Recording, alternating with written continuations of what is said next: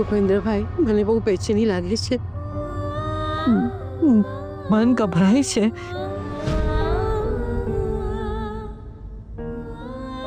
શાંત થઈ જાઓ ભાભી. મોટા ભાઈને કંઈ નહીં થાય. હા, પણ તોફાન આવવાનો અણસાર લાગે છે મને. ગુરુજીની વાત યાદ છે ને ભાભી? એમણે કીધેલું તોફાન આવશે,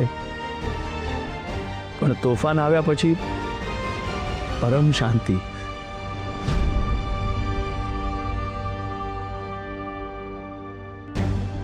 તમે હૈયે ધરપત અને ઉપરવાળા પર વિશ્વાસ રાખજો.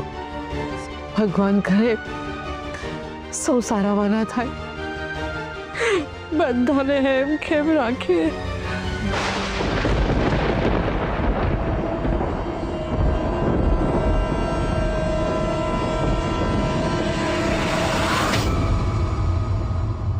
આટલા ફોન કર્યા શ્રીને તો એક ફોન એક મેસેજ નહીં. ખબર નથી કે ઘરમાં શું ચાલે છે. રિયા, તું જ કહેતી હતી ને કે લગ્નમાં બધા બિઝી હશે. પણ કંકુના લગ્ન તો ક્યારના પતી ગયા હશે. હવે તો અમારી સગાઈ શરૂ થવામાં હશે. એ સમજાતું નથી. ઘરેથી નીકળતી વખતે જ સાથે કોઈને લઈ લેવાની જરૂરત હતી, તો આટલું મોડું ના થાય. હવે પહોંચી જશો. હવે શાંત થા થોડી. તું જ મારું ઋણ ઉતારી શકીશ બેટા. કંકુ તારી સાથે રહેશે ને તો મારે અહીં ધરપત રહેશે, ને કંકુને પણ. શ્રી બેટા, માનીશ ને મારી વાત?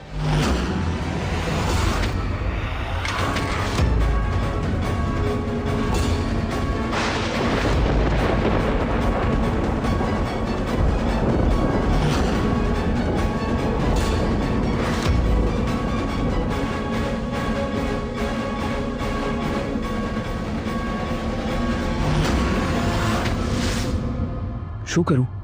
રિયા સાથે વાત કરું? શું થયું શ્રી?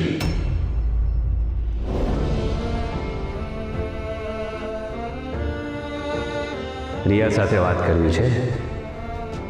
મને ખબર છે કે તું રિયાને બહુ જ પ્રેમ કરે છે. આજે તારી એની સાથે સગાઈ છે ને?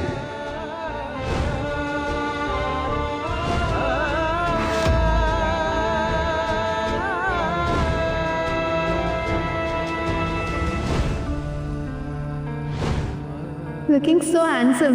રિયા, તને ખબર છે ને આજથી આપણી નવી લાઈફ શરૂ થશે. જેની હું છેલ્લા 3 વર્ષથી રાહ જોઈ રહી હતી. પણ તું જો તારા પપ્પાને, એણે એની જવાબદારી તને આપી છે. અને સંપત્તિના વારસા કરતાં પણ જવાબદારીનો વારસો વધારે કિંમતી છે, વધારે મોટો છે. ને જવાબદારી તો માણસને સામાજિક વ્યવસ્થાનો ભાગ બનાવે છે. ને જો ને તું પ્રેમમાં પડેલા પણ પ્રેમને નિભાવવાની જવાબદારી સંભાળીને સાબિત કરે છે. કારણ કે એમને ખબર છે કે જવાબદારીથી મોટું કંઈ જ નથી. કંકુએ પણ તારા ઉપર આંખ બંધ કરીને વિશ્વાસ કર્યો. એણે એની જવાબદારી તને સોંપી દીધી. એણે એકવાર પણ તારા પર શંકા નથી દેખાડી. એટલે તૈયાર. તે કહ્યું આ છોકરો સરસ છે એટલે એની હા. તે કહ્યું આજે લગન એટલે તૈયાર. અને જે થયું એની માટે પણ એણે હજી સુધી તારા પર કાં તો તારા પપ્પા પર દોષ નથી આપ્યો. હું ગમે ત્યાં હોઉં પણ પ્લીઝ પપ્પા મમ્મીનું ધ્યાન રાખજે. હા, મને વચન આપ.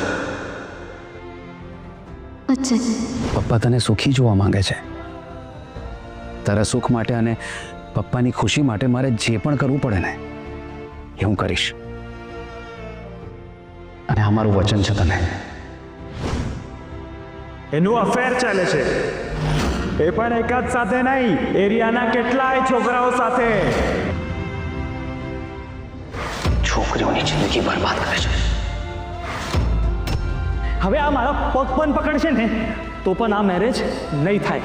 નહીં થાય એટલે નહીં થાય. મારું છું ને, વાંક મારો છે. કંકુએ મને જે સજા આપવી હોય એ આપે, હું તૈયાર છું સજા માટે. પણ જિંદગીભર સાથે રહેવાનું વચન આપ્યું છે મેં કોઈને. તારા પપ્પાએ પણ કંકુને આખી જિંદગી સાચવવાનું વચન આપ્યું છે. હા, તો એટલે જ હું કહું છું ને કે હું હજુ પણ છોકરો શોધીશ, કંકુ માટે બેસ્ટ છોકરો શોધીશું. સેમ ડાયલોગ અગાઉ પણ ત્યાં કહ્યું છે ને. અને હા, 2 વાર, અને બંને વાર ફેલ. એના પછી પણ તારા પપ્પા તારા પર 3જી વાર વિશ્વાસ કરે છે અને તને કહે છે કે ના, એ મને લગ્ન કરવાનું કહે છે. એ જ તો હું કહું છું. 2 વાર ફેલ થનારા છોકરા પર બી એના પપ્પા વિશ્વાસ કરે છે. એમને એવું લાગે છે કે તું એમની બધી વાત માનશે, એમને જે જોઈએ છે તે તું કરીશ, એમના કયા મુજબ ચાલીશ. આ તારા પપ્પાનો તારા પરનો વિશ્વાસ છે શ્રી. પણ આ વિશ્વાસ તો રિયાએ પણ મારા પર મૂક્યો છે ને, એનું શું? પ્રેમ કરતાં જવાબદારી વધારે કિંમતી છે શ્રી. પ્રેમમાં લોકો મરે, મારે, પણ જવાબદારી વ્યક્તિને જીવતા શીખવાડે અને મરતાને નવો શ્વાસ આપવાનું કામ કરે. યાદ છે ને રામાયણ?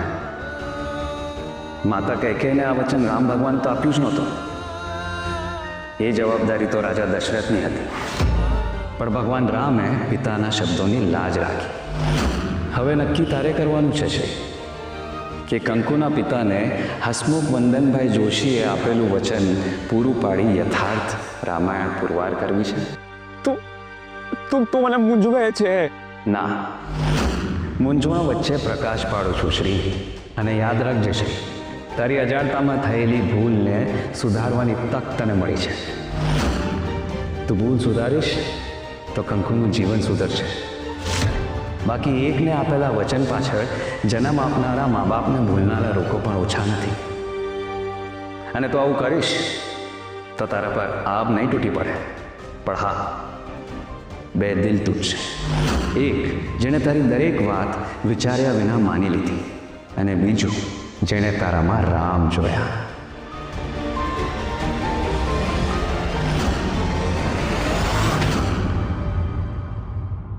ચિંતા નહીં કરશી, મને કાંઈ નહીં થાય. તું છે ને મારી સાથે.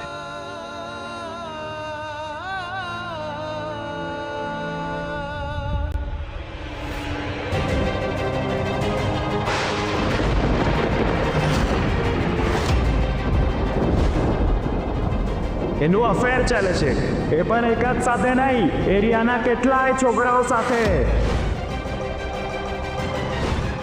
પહેલાં તો તમને લગાડવી જોઈએ, પણ તમારી ઉંમરની ના જાય કે જાતે લગાડી લો.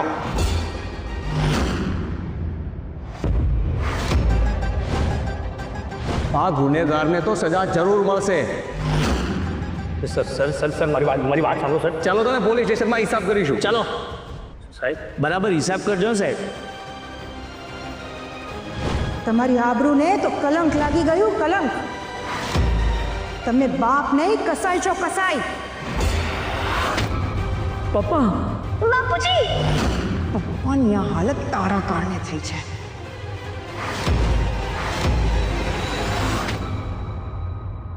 આ લોકોની મીટિંગ તો બહુ લાંબી ચાલે.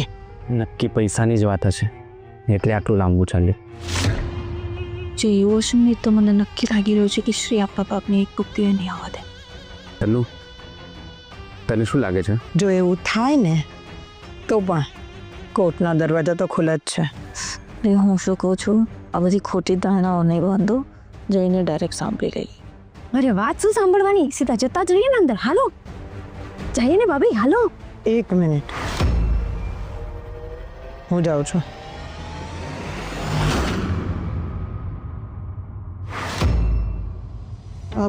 શ્રીનો હજી સુધી કોઈ ફોન નથી. હદ કહેવાય. ખરેખર રિયા, તારે વિચાર કરવો જોઈએ. પહેલાં કહે છે આવું છું અને પછી ગુમ થઈ ગયો. અરે અત્યારે તમારા લોકોની સગાઈનો સમય થાય છે, એના માટે પણ ફોન નથી કરતો. કમાલ છે. જો બેટા, પ્રેમ છે એ સાચી વાત છે, પણ એક પક્ષીય હોય તે. ના મમ્મી, એવું જરાય નથી.